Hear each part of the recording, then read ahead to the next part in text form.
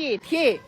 มีการเฮ็ดโพลมาค่ะว่าชาวอีสานสิเลือกพรรคสีส้มมาเป็นอันดับหนึ่งแม่เปาก็ขอเฮ็ดโพลอีกค่ะงานนี่โพลแม่เปาจากกรณีนี่คอยคนอีสานแล้วกับพี่น้องคอยคืออีสานเบิดพี่น้องสิมาเฮ็ดโพลแข่งกับนิดาโพลค่ะ ว่าชาวอีสานสิเลือกพรรคสีส้มอยู่บ่เลือกอยู่บ่ค่ะพรรคสีส้มนั่นเลือกบ่คะเป็นแนวได้พักสีสมเอา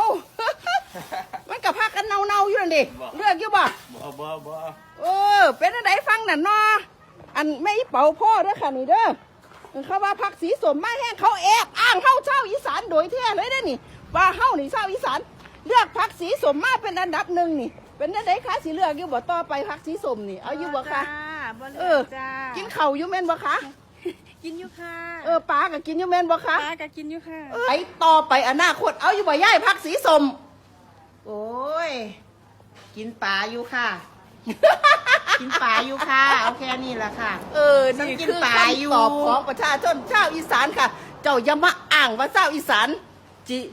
เลือกพักเจ้าย่ายเจ้าสิเลือกพักไหนย่ายพักเอาอยู่บ่พักสีส้มมันย่ายนั่น